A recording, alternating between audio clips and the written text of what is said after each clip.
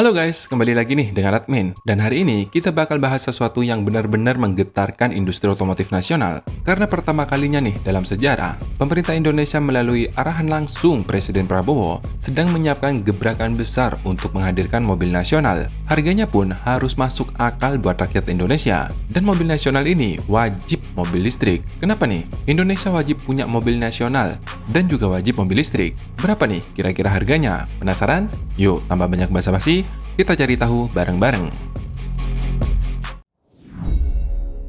Jadi guys, awal Presiden Prabowo dilantik nih, dia sudah berjanji bakal membangun industri dalam negeri, terkhusus industri otomotif. Bahkan, dia juga berjanji akan menghadirkan mobil nasional, merek dari Indonesia, mobil yang dibuat oleh orang kita sendiri. Gak hanya itu, mobil nasional juga ditargetkan harus sudah ada dalam waktu 3 tahun ke depan, atau sebelum masa jabatannya berakhir. By the way, kalau dia nggak jadi presiden lagi ya. Proyek mobil nasional ini pun sudah naik kelas menjadi proyek strategis nasional atau PSN. Artinya, seluruh perizinan, fiskal, pembiayaan, sampai infrastruktur, semuanya diprioritaskan. Dan nggak main-main nih, Presiden Prabowo bahkan mengeluarkan instruksi langsung untuk mobil nasional ini. Mulai dari penganggaran khusus, penyediaan lahan pabrik, pembangunan fasilitas produksi, sampai pembentukan tim teknis khusus yang kerjanya tuh bakalan dikebut. Kenapa? Ya karena itu tadi, targetnya harus 3 tahun meluncur ke pasar. Gila nggak tuh? Kejar tayang banget kita nih bro. Di balik layar, banyak pihak yang terlibat. Dari sisi koordinasi ekonomi, Menko Perekonomian secara tegas nih ya, menyebut isu utama mobil nasional itu harus ada affordability, atau kemampuan masyarakat untuk membeli. Artinya, mobil nasional harganya harus masuk akal buat rakyat kita. Dan beberapa sumber mengatakan, mobil nasional ini bakal dibanderol dengan harga kisaran di bawah 300 jutaan atau di harga 200 hingga 300 juta.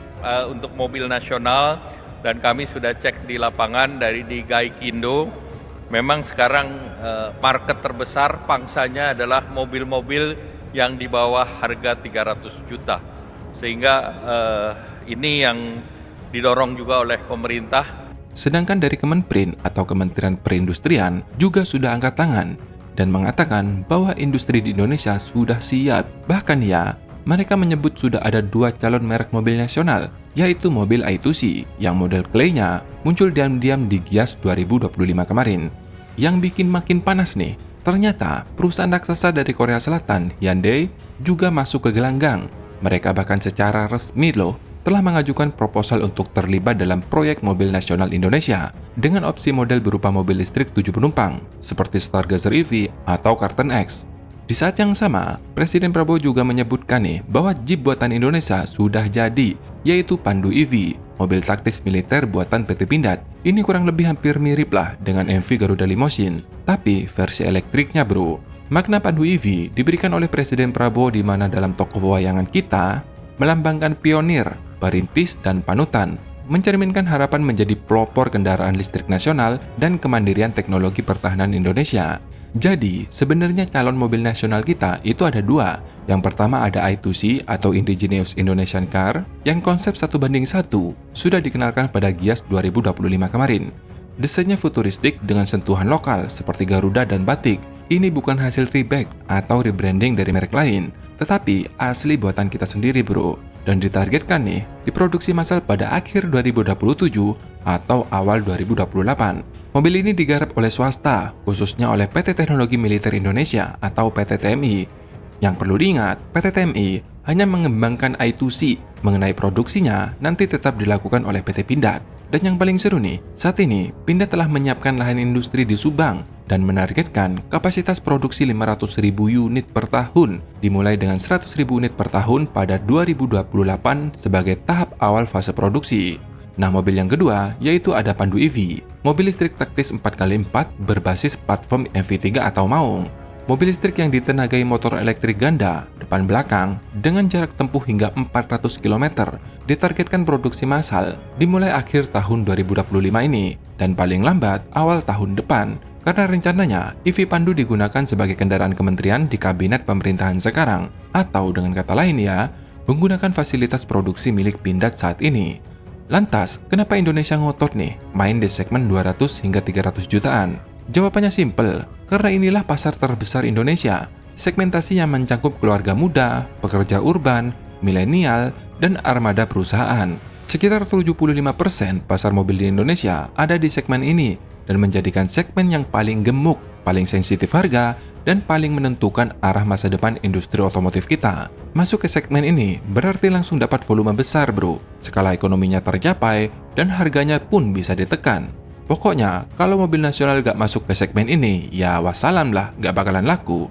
Kecuali kita buat segmen sendiri, seperti Malaysia dulu, dimana kalau mobil di bawah 1800 cc gak boleh diproduksi oleh pabrikan asing. Jadinya ya seperti Proton dulu, laris terjual, karena harga mobilnya paling murah, cc-nya paling rendah. Tapi minusnya, saat mereka benar-benar nih berkompetisi di pasar global tanpa campur tangan pemerintah, ya gitulah, banyak yang tutup di negara lain. Intinya itu, proyek mobil nasional kali ini didorong agar benar-benar relevan dengan kebutuhan pasar domestik yang didominasi mobil terjangkau. Logika simpelnya nih ya, kalau nggak mampu bersaing di dalam negeri, ya jangan mimpi deh buat ekspor, seperti itu. Karena jelas gak gampang buat bersaing di industri otomotif sekarang. Ada banyak tantangan besar loh. Kenapa? Karena jelas, pertama harga harus kompetitif dibanding pemain Jepang ataupun Cina. Harus punya pembeda, entah itu dari fitur premium, efisiensi tinggi, atau teknologi EV murah. TKD-nya pun harus tinggi biar dapat insentif. Skala produksi harus besar, rantai pasok baterai pun harus kuat. Dan yang paling berat tuh, membangun brand trust di tengah dominasi Toyota dan Honda yang sudah puluhan tahun nih di hati rakyat negara kita. Di luar itu semua, pasar Indonesia tahun depan bakal makin berat karena akan digempur habis-habisan oleh merek dari Cina. Karena di Cina saat ini sedang perang saudara, perang harga yang sangat brutal. Saat ini saja beberapa EV di Cina sudah dijual sekitar 175 hingga 190 juta. Ini terjadi karena saat ini kelebihan kapasitas produksi di Cina yang bikin hampir 150 merek saling bantai harga. Diskon rata-rata EV di Cina melonjak dari 8% menjadi 17% pada April 2025 kemarin. Hasilnya sih bagi konsumen Indonesia kebagian efek domino berupa mobil listrik super murah di tahun depan. Dan itu pun masih belum selesai, karena awal tahun depan nih, 2026, Indonesia bakal kedatangan gelombang kedua produsen mobil dari Cina. Kalian mungkin sekarang cuma taunya mobil Cina itu BYD, tapi faktanya BYD itu hanya kelas menengah atau di kelas super mainstream. Di atasnya masih ada puluhan merek yang lebih bagus dari segala aspek. Nah, tahun depan nih, bakal ada 2 merek dari Cina yang masuk ke Indonesia di kelas super premium, yaitu diisi oleh Xpeng, dan yang kedua di kelas high-tech atau di atasnya lagi, yaitu Aito. Belum lagi nih, mobil nasional nanti akan bersaing dengan rival lama, ya mobil konvensional dari pabrikan Jepang, seperti Kayla, Avanza, Rush, Terios, Xenia, dan lain-lain. Tapi di balik ini semua, ada yang menarik nih, karena ternyata nih ya, penjualan EV nasional itu tumbuh 243% per Oktober 2025. Sementara mobil bensin stagnan. Artinya, konsumen banyak yang menunda beli mobil bensin nih, sembari menunggu EV makin murah. Nah, kenapa Indonesia wajib punya mobil nasional dan juga wajib EV? Sebenarnya, Indonesia saat ini punya modal industri yang luar biasa besar. Kita punya lebih dari 1.500 perusahaan pemasok komponen otomotif, 250 anggota JEM, dan 1.412 UKM yang tersebar dari berbagai mitra industri. Seluruh ekosistem otomotif di Indonesia saat ini menyerap sekitar 1,5 juta tenaga kerja, belum termasuk industri hilir nikel yang punya sekitar 44 smelter beroperasi yang menyerap lebih dari 100.000 tenaga kerja. Artinya, proyek mobil EV nasional bukan hanya soal kendaraan, tapi soal menjaga keberlangsungan jutaan tenaga kerja dan memperkuat ekosistem industri otomotif Indonesia, mulai dari hulu hingga hilir. Lantas, kenapa wajib EV? Ya karena kita punya sumber daya dan sekaligus industrinya. Misal nih, Indonesia sekarang punya pabrik baterai, yaitu di Karawang sebesar 20 giga per tahun yang memproduksi sekitar 120.000 sel baterai per hari. Cukup kira-kira untuk 150 mobil listrik dan tenaga kerjanya sekitar 2.800 orang. Sementara proyek CATL Indonesia bakal mulai beroperasi pada tahun depan atau tahun 2026 dengan kapasitas awal sekitar 7,5 gigawatt. Perusahaan ini menciptakan sekitar 8.000 pekerja langsung. Belum lagi nih, di klaster katoda di Morowali, seperti PT Hiwayu, PT KMB, PT Fajar Metal Industry, dan PT Teluk Metal Industry. Mereka mempekerjakan sekitar 83.000 orang. Jadi, total tenaga kerja di industri baterai EV saja sudah hampir 200.000 orang, bro. Ini bukan industri kecil, tapi menyangkut keberlangsungan ratusan ribu orang ini. Ditambah, proyek EV ini bakal buat Indonesia makin kaya loh, serius deh. Hari ini tuh, Indonesia masih impor sekitar 1 juta barel minyak per hari, bikin negara tekor sekitar 500 triliun per tahun. Bayangkan nih, kalau seluruh kendaraan pakai EV, katakanlah listriknya masih kotor dari batu bara, setidaknya tuh 500 triliun masuk ke kantong orang Indonesia, ke kantong operator alat berat yang ada di tambang, para teknisi, sampai warung-warung di sekitar kawasan tambang.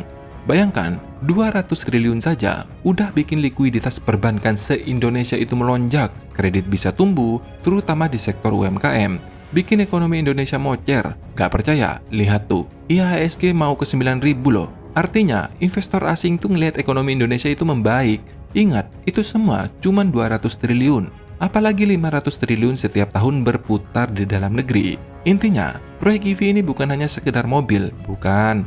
Tetapi, ini menciptakan kemandirian energi dan mendorong pertumbuhan ekonomi yang berkelanjutan dengan menjaga ratusan triliun rupiah berputar di dalam negeri. Sekarang pertanyaannya cuma satu, kalian rela nggak 500 triliun itu terus-terusan terbang ke Singapura atau kembali ke dompet bangsa kita sendiri? Silahkan tulis pendapat kalian di kolom komentar. Semoga bermanfaat. Thanks sudah menonton. Sampai jumpa di next video. Dadah!